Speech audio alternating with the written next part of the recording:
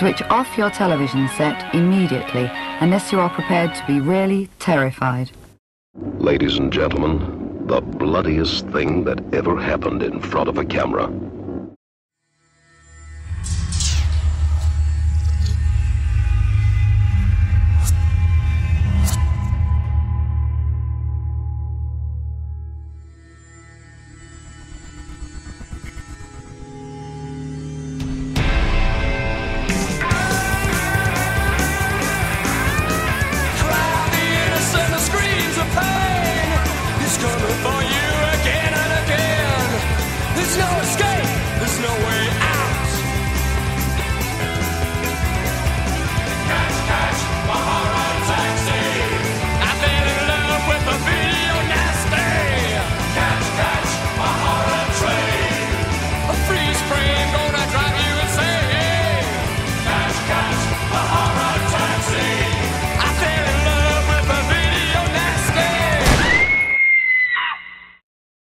Bonsoir ma gang de zombies, bienvenue à Vidéo Nasties, la liste maudite, le show dédié aux films qui vont trop loin.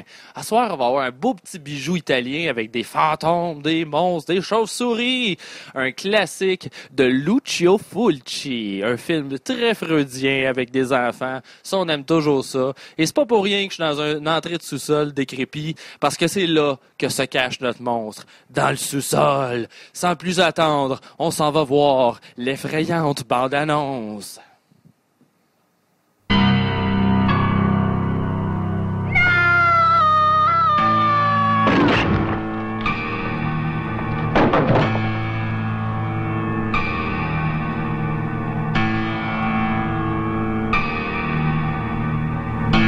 Oh, have you been to see Mrs. Peterson? What do you say to a widow who finds out her husband butchered his mistress and then took his own life? That's where Peterson hanged himself from that iron railing.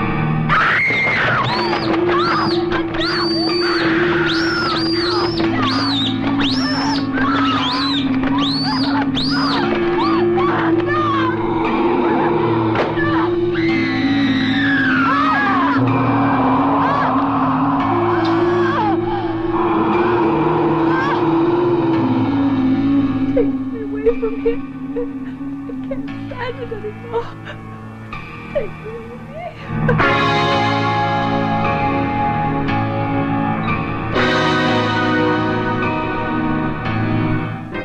Bob, I'm here behind you. You've come. However, I told you very clearly. I tried, but my mother wouldn't listen. She said Daddy had to do some research here. You shouldn't have come, Bob. You shouldn't have.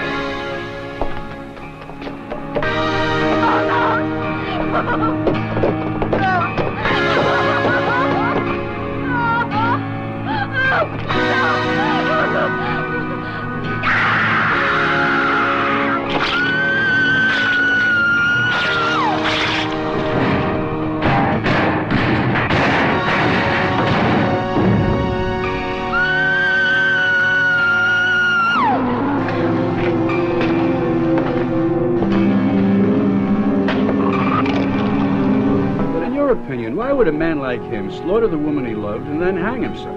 Oh, I don't know. Human mind. Yeah, a research project on suicide with a researcher commits suicide. Don't go inside, whoever you are. Don't go inside. Someone's in here, Mommy! There's someone down there! Get the door open! Where's the axe? Where's the axe?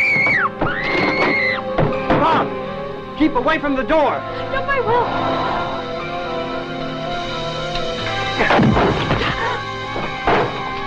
Don't worry, Bobby. I'll get you out. What? Who's there? Who's in this house? Dr. Freudstein! Bob!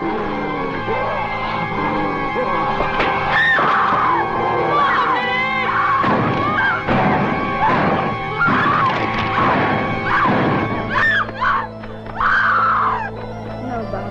You should have listened to what I said.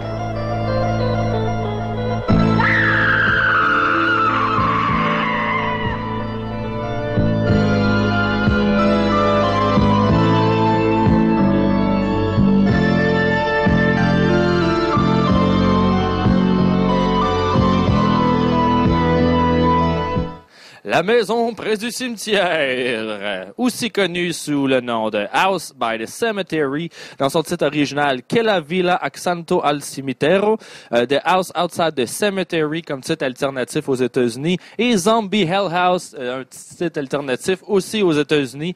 Un film qui est sorti le 14 août 1981 en Italie, le 24 mars 82 en France et finalement le 1er mars 84 aux États-Unis.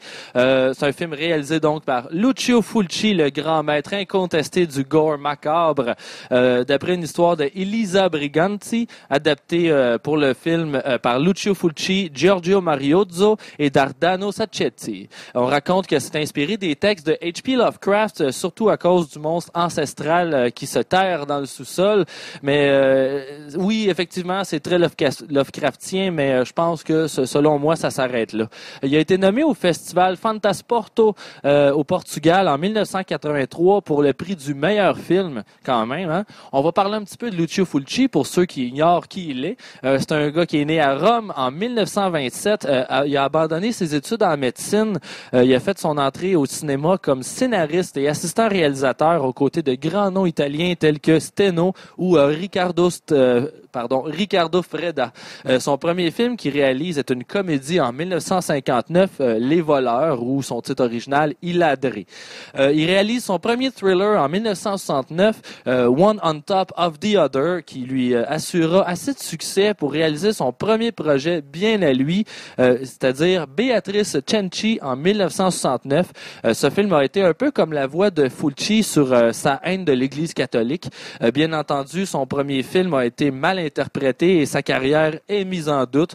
En 1971 et 1972, il fait un retour dans le thriller en réalisant ses premiers giallo, Una Lucertona con la pelle di donna et le troublant Non si se vidia un peperino, plus connu sous le nom anglais Don't Torture a Duckling. Mais là, il y en a qui se demandent peut-être c'est quoi un giallo, c'est simple. Ça désigne un genre de film de mystère et de fiction criminelle, un genre qui comporte beaucoup d'éléments d'érotisme et d'horreur, un genre très populaire en Italie dans les années 70. Le mot giallo en italien veut dire jaune, faisant référence à l'inspiration première de ces films-là, les magazines pulp, les petits magazines cheap de nouvelles et d'histoires mystérieuses et de crimes, souvent sanglants, hein, parce que leur cover ces petits magazines-là étaient souvent jaunes, leur marque de commerce.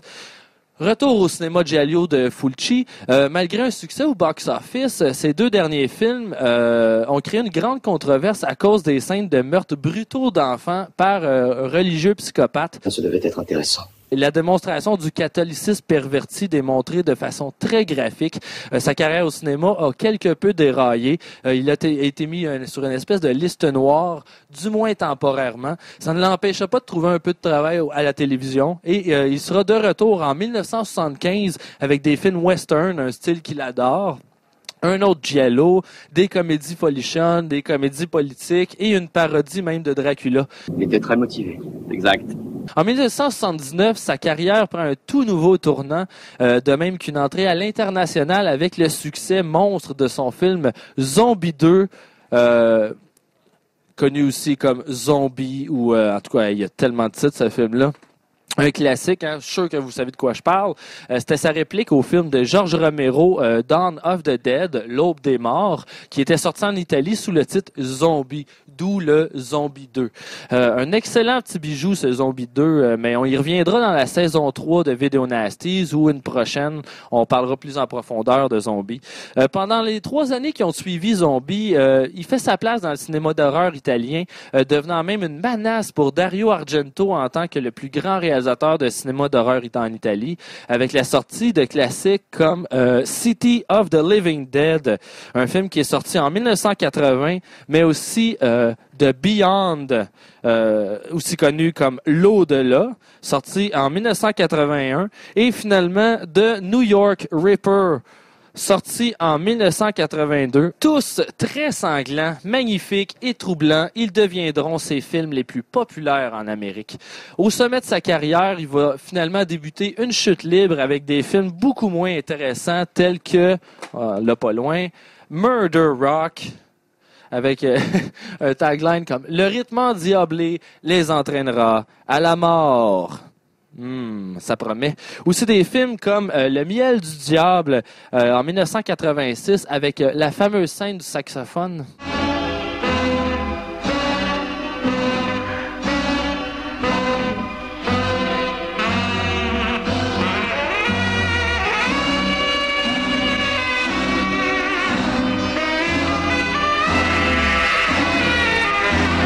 Et finalement, aussi Nightmare Concert, aussi connu comme A Cat in the Brain en 1990, dans lequel il joue le rôle principal. Et même si ce sont des films très originaux, ça n'accotait pas ses précédents chefs-d'œuvre du macabre. Tout ça aurait été causé peut-être par des problèmes de santé et des budgets de plus en plus petits. Mais ça, c'est des racontars. En réalité, on ne sait pas vraiment ce qui s'est passé. Il s'est presque complètement retiré du cinéma vers la fin des années 90 à cause, pour des raisons de santé, ça s'améliorait pas. Et, en plus, à ce moment-là, le marché du cinéma italien commençait un déclin dont on voyait pas la fin. Néanmoins, c'est durant la pré-production d'un film produit par Dario Argento, Macera di Cera, qu'il est décédé dans le confort de sa maison le 13 mars 1996 à l'âge de 68 ans. Prisonnier d'un diabète sévère toute sa vie, il aurait simplement oublié de prendre son insuline avant d'aller se coucher. Pour certains, ça aurait été un suicide, pour d'autres, un simple accident, mais tout le monde s'entend pour dire que c'était une tragédie. Tragique. Qu'on s'entende ou non sur le fait que c'était un génie du cinéma italien, tout le monde est d'accord qu'il était unique. Du sang. Rien que du sang. Donc, les acteurs principaux du film de ce soir, on a Catriona McCall, 49 rôles, dont City of the Living Dead, Hawk the Slayer, The Beyond. Son plus récent étant The Theater Bizarre. Elle a eu une apparition dans le film sorti en 2011 que j'ai pu voir au Festival Fantasia de Montréal. Merci à toute l'équipe de Fantasia. On a aussi Paolo Malco, environ 43 rôles, dont The New York Ripper, Escape 2000, Midnight Killer, donc crime au cimetière étrusque de Sergio Martino aussi, qui étrangement a utilisé pratiquement la même affiche que le film de ce soir. On a Anya Pieroni, une dizaine de rôles au cinéma, dont Inferno et Ténèbres de Dario Argento. Ténèbres qui est pas bien loin, qu'on a vu dans la première saison, en version française, Le plaisir de la peur. Merci Dario.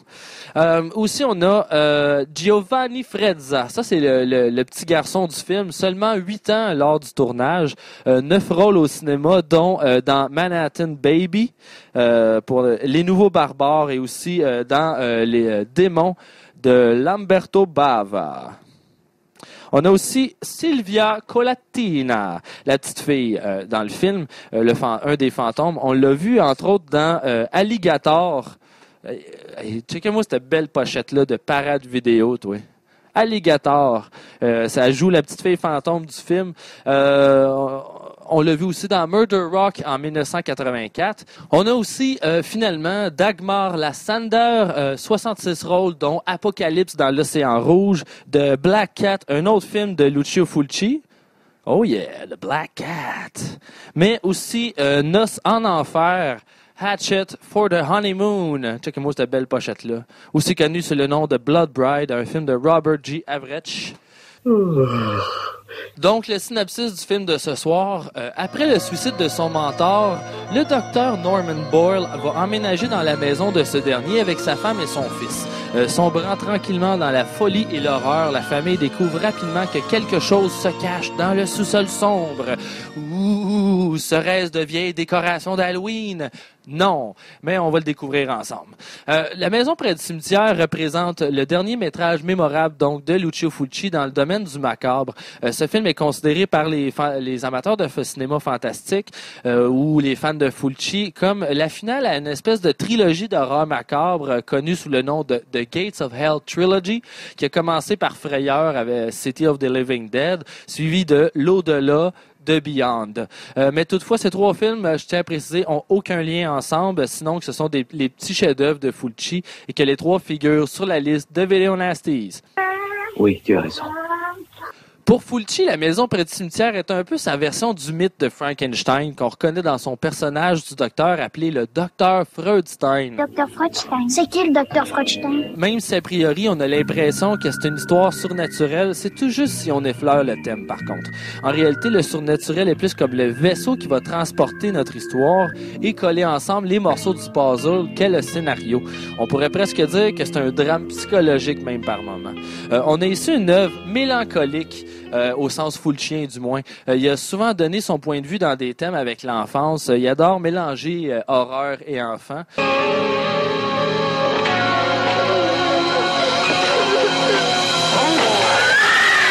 Même si les censeurs détestent ça. Mais ici, on a une toute autre dimension que ceux visités précédemment. Fulci donne les rôles de héros à nos deux enfants. Ce sont eux qui maîtrisent la situation dans le film de ce soir. On peut considérer que les rôles principaux donc ne sont pas les adultes, mais plutôt la brillante Silvia Colatina et le petit blond platine aux yeux bleus perçants, Giovanni Frezza, que beaucoup critiquent de carrément insupportable. Je croyais t'avoir dit de ne pas venir là. Mais maman n'a pas voulu me croire. Tu n'aurais pas dû venir, Bob. Tu n'aurais pas dû. Malheureusement, ce dégoût envers Frezza est surtout causé par la traduction et le voice-over, parce que toutes les voix ont été faites en post-production, et alors la voix du petit blondinet est insupportable, effectivement, surtout quand il se met à chialer puis à brailler « Maman, maman! » Tous les coureurs sont sur la ligne, ils vont partir dans quelques instants. Attention, partez! Je reviens! Papa, papa! Maman! Maman! Maman, ouvre la porte! J'ai peur! Vite, ouvre la porte! Ouvre la porte tout de suite! Il s'approche! C'est vrai, j'ai vu sa tête qui roulait dans l'escalier. Maman! On a juste envie de sacrer une claque, mais bon, c'est peut-être une des rares failles du film. Dans sa version originale, la voix de Frezza est pas mal moins agressante, donc s'il vous plaît, ne pas juger le film par sa traduction. C'est pas mal moins distrayant quand c'est pas une madame qui tente d'imiter une voix d'enfant pour la traduction. Hein. À vous de faire votre propre idée là-dessus, mais ça a l'air pas mal unanime sur Internet. Là. La production nous l'imposera à nouveau dans Manhattan Baby et aussi dans The New Barbarians, le post-apocalyptique. Et c'est encore une fois la même histoire avec le petit blond qu'on a envie de violenter, là, mais bon.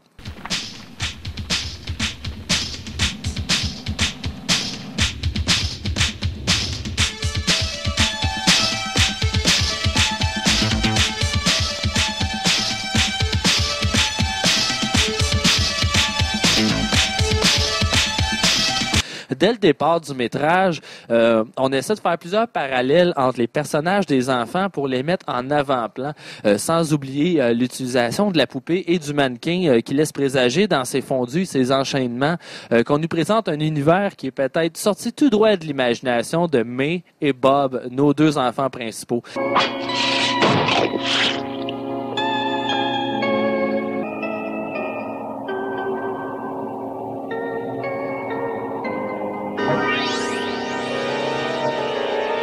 Mais les adultes ont des réactions enfantines, eux autres aussi. Ils prennent des décisions un peu comme le feraient des enfants. C'est très particulier.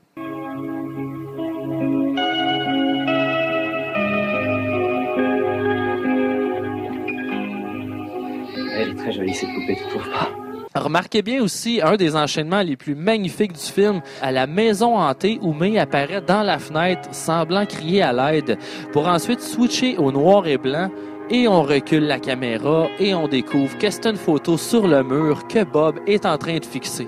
Encore une fois, donnant l'impression que May est peut-être seulement une amie imaginaire de Bob, le fruit de son imagination. C'est très commun du cinéma de Fulci de nous offrir du matériel à réflexion, mais sans nous donner trop d'explications. Toujours caché à travers tout le reste, cache des petits trésors comme ça dans tous ses films, et si on n'est pas assez attentif, on le remarque même pas. Autre concept aussi présent dans le film par rapport au thème de l'enfance, tout d'abord, on a Frankenstein. Je veux parler du zombie, le docteur Freudstein, qu'on retrouve sur l'affiche originale. Frankenstein, qui représente non seulement l'expérimentation et la science, mais dans le fond, qui transforma le docteur en monstre éternel, mais aussi la naissance du monstre, comme un enfant qui ouvre les yeux pour la première fois puis qui essaie de comprendre tout ce qui se passe devant lui. Voilà pour le Stein de Freudstein. Freud, à cette heure, reconnu surtout pour ses recherches sur l'esprit de l'enfance et son évolution et comment ce qui se passe durant l'enfance va affecter le reste de sa vie. Donc, voilà la signification du nom du fameux fantôme du Dr. Freudstein. Toujours plus d'éléments qui ramènent le thème de l'enfance et comment l'enfant qu'on n'écoute pas va faire pour tenter de s'en sortir aux prises avec des problèmes que les adultes devraient plutôt tenter de régler. Hein. Maintenant, nous allons ouvrir cette porte mystérieuse. Une autre des spécialités de Fulci, à l'honneur ce soir, c'est l'atmosphère macabre qui s'installe dès l'intro du film et réussit à conserver jusqu'à la toute fin. Si on se laisse emporter, on ne décroche plus. Toutefois, ça ne l'empêchera pas de passer des scènes très atmosphériques, presque poétiques, tout en gros plan et d'intensité. Soudainement des scènes de trash gore avec le zombie Dr. Freudstein et son massacre, comme une impression de rêve éveillé, une vision brumeuse de la réalité se mélangeant si bien avec la fiction.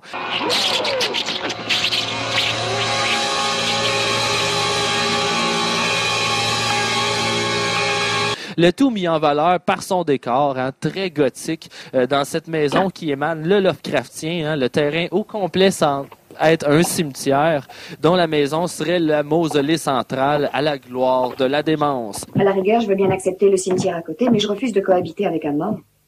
Non, ce n'est pas si dramatique que ça. Tu t'habitueras. Je crois que non. La plupart des maisons de la région ont une tombe creusée à l'intérieur.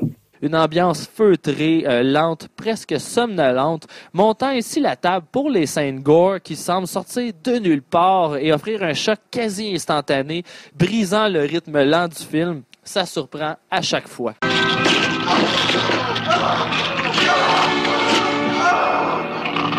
Plus le film avance, plus le rythme devient effréné et s'accélère avec la cadence des scènes choc qui augmente.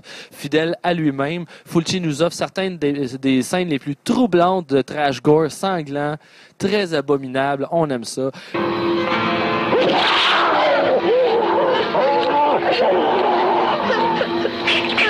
Fulci a voulu profiter, je pense, d'un thème montant en popularité après le dernier succès de films tels que Amityville, Poltergeist, Shining, le thème de la maison hantée.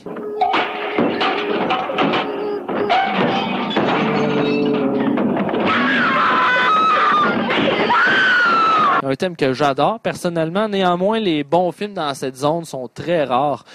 Or, on a le professeur Norman, nouvellement muté, qui s'installe dans une maison de banlieue avec sa famille. Au fil des jours, ils font d'étranges découvertes qui confirment de plus en plus les rumeurs sur la malédiction de la demeure. Le professeur Muller nous a trouvé une belle maison. Ça, je suppose que ce doit être la porte de la cave. Et pourquoi est-ce qu'elle a été condamnée, cette porte? Pourquoi? Une légende raconte que la maison serait hantée par le spectre du docteur Freudstein, le scientifique dément qui y a jadis habité. Le jeune fils de la famille, Bob, reçoit la visite de May, le fantôme d'une petite fille qui leur conseille fortement de quitter la maison avant qu'il soit trop tard. Surtout ne rentre pas à l'intérieur.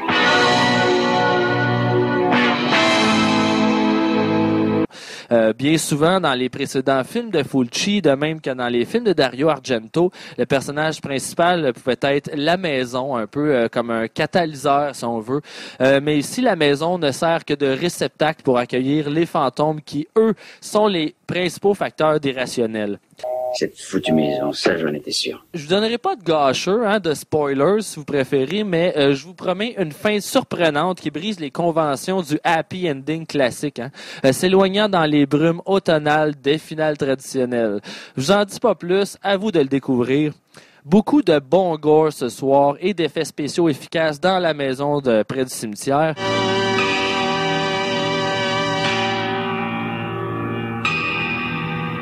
Sheila! Tu me crois maintenant? Tu me crois? On ne recule devant rien pour nous splasher des tripes et du sang à plein visage, toujours dans le but de nous retourner l'estomac. Vous ne serez pas déçus ce soir, fanatiques de sang et de gore. Je lève mon chapeau à Catriona McCall aussi dans le rôle de la mère, une régulière du cinéma de Fulci. dans des rôles de personnages qui passent toujours plus pour une folle auprès de son entourage que quoi que ce soit d'autre, mais c'est une grande actrice, un jeu toujours impeccable. Mais c'est vrai, je ne suis pas malade. Non, tu es seulement un peu nerveuse.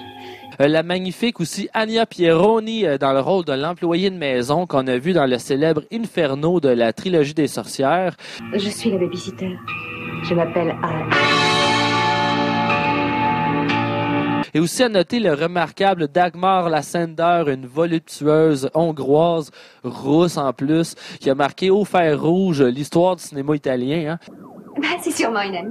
Malheureusement, la direction des acteurs laisse parfois un petit peu à désirer. Ils sont un peu laissés à eux-mêmes, je pense. Cette direction, toujours en très grande délicatesse avec ses acteurs, laisse présager qu'une fois de plus, Fulci a peut-être laissé un peu trop de place aux acteurs pour se diriger eux-mêmes. Bob! Peut-être un aspect un peu trop récurrent de son œuvre, mais peut-être aussi un des rares points faibles de la carrière de Fulci. Vous savez, tout le monde peut se tromper. Donc, parlons un peu de sa distribution, sa censure. Il y a eu une très longue histoire avec la censure, et plus particulièrement avec la BBFC, la British Board of Film Censors du Royaume-Uni. Dès sa sortie en salle, on a coupé les scènes de meurtre aux tisonniers et la scène où on coupe la gorge de Anne.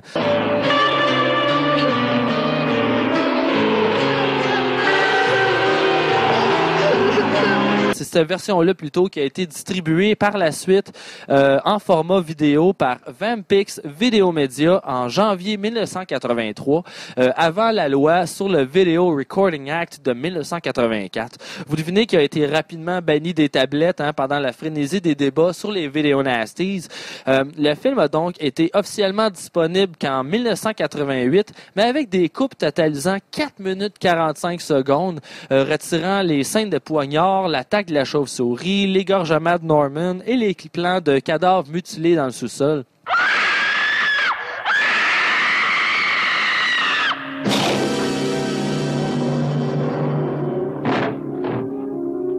Le film a une fois encore été réédité en 1992, mais cette fois retirant 7 minutes 27 secondes de scènes gore, le transformant au final en un ramassis de scènes vides et dénué de sens, sans aucun intérêt. Finalement, Vipco, la compagnie très controversée, sort son DVD en 2001 en version restaurée, directement de la version originale non censurée. Ils ont quand même dû subir une coupe de 33 secondes, une censure dès sa sortie. Des copies bootleg sans censure ont commencé à se promener et les responsables ont été traînés en cours sous le Obscene Publication Act. Donc, ça laissait aucun autre choix à la BBFC de censurer le film, causé par la controverse des médias, même si ils disaient être maintenant prêts, selon eux, à le sortir sans censure. La justice est venue foutre la merde, finalement, dans les procédures. Il aura fallu attendre jusqu'en 2009, avec la copie DVD distribuée par Arrow, avant d'avoir droit à une version non censurée, intégrale et légale. Par la suite, Hank Kirby a sorti lui aussi son DVD sans censure. Puis, le 25 octobre 2011, la compagnie Blue Underground a sorti un Blu-ray et un DVD avec un tout nouveau transfert. À ce jour, la plus belle version qu'on puisse trouver. Quelques petites anecdotes autour du tournage avant qu'on débute le film. À la première sortie en salle, l'ordre de certaines bobines du film avait été mélangé. Les projectionnistes, suivant l'ordre qui se sont fait donner, ont finalement présenté une version très en bordel du film qui le rendait complètement incompréhensible. C'est comme si vous regardiez le DVD avec les chapitres présentés de façon aléatoire. Là. C'est incompréhensible. Aussi, la narration de la bande-annonce américaine est faite par Brother Theodore, qui a aussi fait la voix de Gollum dans le téléfilm animé des Hobbits et le Retour du Roi, aussi téléfilm animé en 1980. The Hobbit était sorti en 1977. On l'a vu aussi au cinéma dans The Black Widow, Horror of the Blood Monsters et Les Banlieusards avec Tom Hanks en 1989, pour n'en nommer que quelques-uns. Apparemment, la scène de mort, la mort de l'agent immobilier était beaucoup plus longue, mais Fulci l'aurait coupé lui-même parce qu'il trouvait que c'était pas assez crédible. Elle aurait montré beaucoup plus de trash que ce qui aurait été gardé avec une marque de commerce de Fulci, des yeux exorbités. C'est lui qui l'a voulu. Aussi, le titre original qui a été utilisé durant le tournage serait Freudstein, le nom du docteur fantôme. Et la maison dans laquelle le film a été tourné est connue sous le nom de Ellis Estate, située à Ciutat, dans le Massachusetts. Et elle a aussi été utilisée pour un autre film, La Casa 3, aussi connu sous le nom de Ghost House, la maison du cauchemar. Un excellent navet d'horreur coté par douteux.org comme un des meilleurs films d'horreur douteux. Si vous tripez sur le So Bad It's Good, je vous le propose fortement, vous allez avoir du fun. On reconnaît clairement la maison dès l'intro du film. C'est étrange. Quelle étonnante ressemblance. Aussi, Catriona McCall aurait une phobie des chauves-souris. C'est la comédienne, hein, pas le personnage. C'est peut-être ce qui a aidé à jouer sa peur durant la scène où elle se fait attaquer par des chauves-souris la première fois qu'il entre dans le sous-sol de la maison. C'est derrière.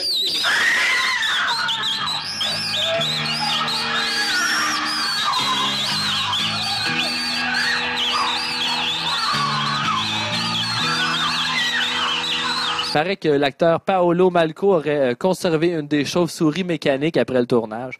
Apparemment aussi que la scène où l'acteur Paolo Malco poignarde le docteur Freudstein aurait, avec un couteau à viande, là, vous allez le voir, aurait été tournée en une seule prise. Ça, c'est des risques. Hein? On tourne une prise, puis elle est bonne, puis on la garde. Là. C'est parce qu'on est grandement satisfait en général. Et notez qu'il y a aussi un caméo de Lucio Fulci dans le film de ce soir. Il joue le professeur Mueller qui discute avec Norman Boyle dans les rues de New York. Il a été votre professeur et je crois un de vos meilleurs amis. Je sais que vous tenez à découvrir la cause de son suicide. Nous aussi, on aimerait comprendre.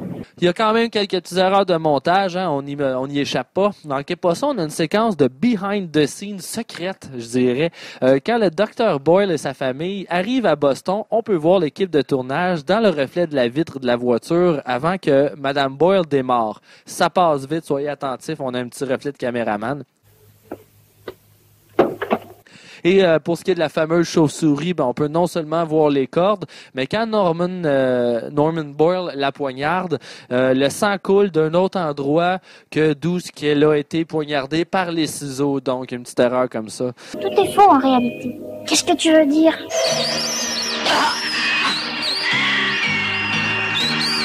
Ça reste un des meilleurs films de Lucio Fulci ce soir. Bien content de me taper ça avec vous autres.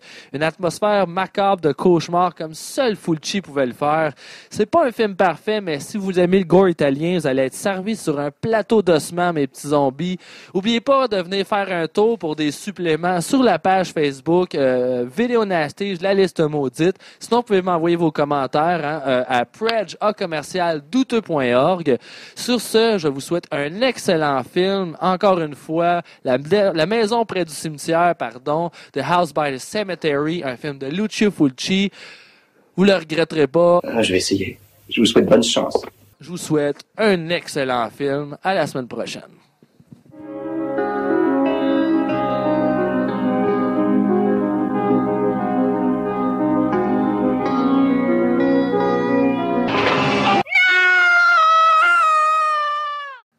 L'épisode de ce soir a été tourné dans le lugubre sous-sol du restaurant Barroso de Montréal pour le meilleur poulet portugais en ville et les grillades les plus saignantes. Le Grill Barroso, 4 adresses à Montréal. Visitez legrillbarroso.com. Merci à la famille Barroso de m'avoir accueilli.